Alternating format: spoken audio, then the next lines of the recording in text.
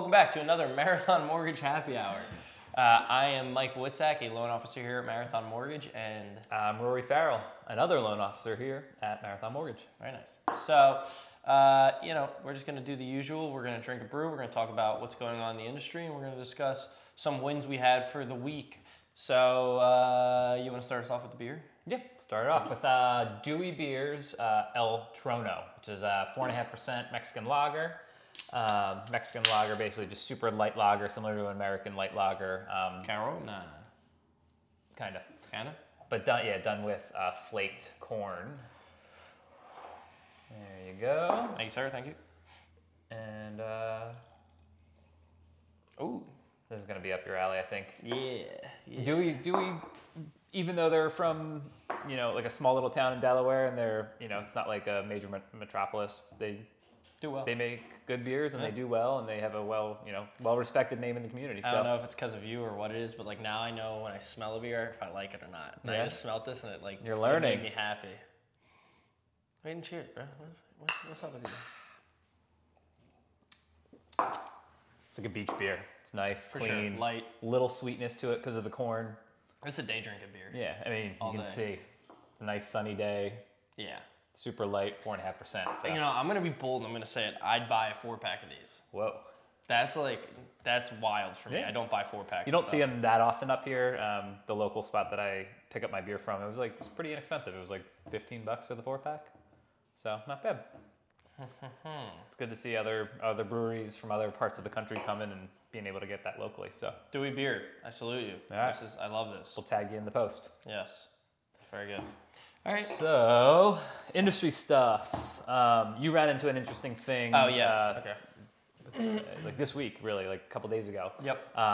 With a cash offer versus a mortgage offer. So why don't you talk a little bit to that, and we can kind of discuss the pros and the cons. And Yeah, so my situation was very unique, as in it was not a good situation. So I had spoken to a kid that was looking to buy a house recently. I'd spoken to him briefly. I did not pre-qualify him. I did not take any of his information. He just had some very simple questions. And we kind of left it at that. I really didn't even know if he was house shopping or not. So then he called me back and he's like, hey, if you pre-qualify me, can I put in a cash offer? And I was like, whoa.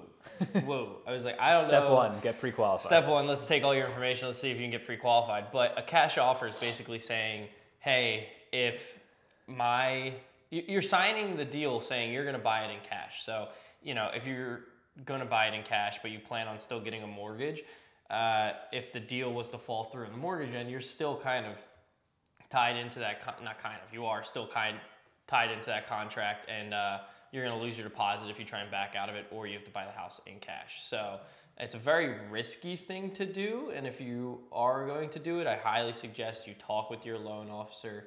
You get him all the documentation up front, and you just have to understand the risk that you're taking. You can lose your deposit, you can fall through in this house. There's a lot that can go wrong. We generally don't recommend it, or at least if we are going to do it, we kind of throw out other caveats like, hey, anything could happen between now and settlement. You could lose your job. You could take a new car loan out that you weren't supposed to. Yep. So there's only so much that we can control.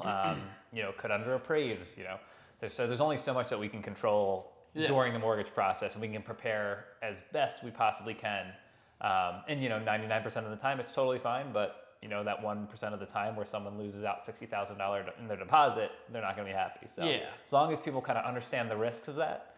And I think another thing to note is a lot of cash deals are written into the contract to settle a lot quicker than maybe a mortgage generally takes. So, if you're looking to settle in 20 days and you get a house under contract cash, and then you come to us and you're like, hey, I need to get pre-qualified, or even if you're already pre-qualified and I need to start this process, like, it's putting a lot of pressure on an already on us, and it's pressure like, cooked situation. Can we do it? Yeah, sure, but it's like you're taking a lot of risks. Yeah, so we're not the one who's going to be losing our deposit. Yeah, exactly, and we don't care about that. Exactly, we don't want you to lose your deposit. We're not saying it that way. We're just saying like you're putting a lot of things on the line here. So it's a risky move. It can be done. It has been done. I mean, we've done it a lot. Many deals, especially like that. in this industry, in this market. It's like people are putting in cash offers all the time. Yeah, just to get anything under contract. So You know, we can do it. We have done it a lot. And it's just something that if you are thinking about doing it or your realtor suggested it to you, give us a call first and double, triple check with us. Send us all your documentation. Let us collect everything because it, you know, it can go south very quickly. But yeah, it's really, it's going to dictate too where we send your loan to from, you know, which lender we specifically send your file to. So, you know, there's lenders that we really enjoy working with and we know can get things done quickly and efficiently. And then there's other lenders that need a little bit more hand-holding through the process. It might, you know, not be the quickest process, or, you know, might be a little, you know, something that we're not as sure with that lender. So it's like, you know, you're going to be pigeonholed into using a specific lender probably in an effort to put you in the best position to get that thing closed on time and not lose a deposit. Or so. Yeah. It's a lot. But yeah, I mean, it's all these things that we're seeing in this market that are, you know, maybe weren't even issues 2-3 years ago. And by the way, I ran into that and I kind of immediately squashed it because it was not a good place to be putting a cash offer in. So I just, you know, that deal's still going on actually. I just got off the phone with him, but it looks like they're going to go in with a mortgage contingency. So that's probably smart. Yeah, we're gonna figure that one out. But what would you say your win is for the week? We got a personal win and a work win that's also kind of personal. So if anyone tuned in last week, my father, who was a long-term employee of this company, a processor, a loan officer, and all around just kind of did everything for this company, retired on Friday. Yep. And my sister-in-law moved into his position. She was trained under him for the past 6 weeks or so. And Monday was her first full day completely on her own. And it's cool to have her in the office. And we love Courtney, and we're looking forward to having her on the team. Yeah.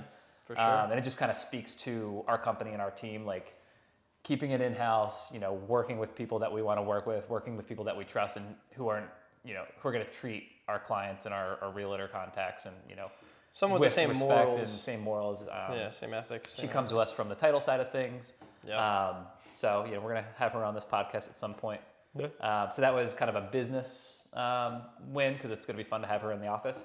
And then I'm going down to visit my brother in Richmond this weekend. I'm going to pick up a couple beers down there for future podcasts. That's a fun personal win. Can you grab me a cider? If they have them. All right. Yeah. So technically I'll be taking off on Friday. Oh, that's right. You're not going to be here Friday. That's right. We'll see how that works out. That's fine. But so that's my win. Cool. Win for the week. What is my win? I guess I had, you know, I did a lot of work this weekend. We had some offers in, and my win this week would be still waiting on to see if the offer got accepted. But I feel like I was able to help out by speaking with a listing agent, which is maybe something we'll talk about in another podcast about talking to a listing agent and how that helps. Yeah, sure. But I mean, the conversation went really well. It was a great conversation. Listing agent knew our company. They knew our name. They know us from working with realtors locally, and they felt a lot more comfortable with us once they knew who we were. So I feel like that was a great way to kind of win a deal. So let's see if it turns into a deal. But I think overall, though, the conversation was great. It's another realtor that knows us, and it just worked out for our borrowers. So and it speaks to how important working with the right team is, but right realtor, right mortgage company. Yep. You know, with how competitive things are, you know, if your offer is neck and neck to the next person's, you know, we might be the difference between getting your offer accepted and not getting it accepted. So we've kind of talked about that in the past with big banks versus, you know, local mortgage brokers or, you know, more local banks. But cool. Hopefully that works out for you. Trying to grab the thing here. Cheers. Cheers. Are you done? I'm done. That's it. All right, cool. Cheers, brother. Cheers, guys. Happy Friday. Happy Friday. Oh, shout out Renee, by the way. I was told to wait a week. I don't know why I was told to wait a week, but Renee, I love you. Shout out Renee. Shout out Renee. See you at the beach. See you at the beach.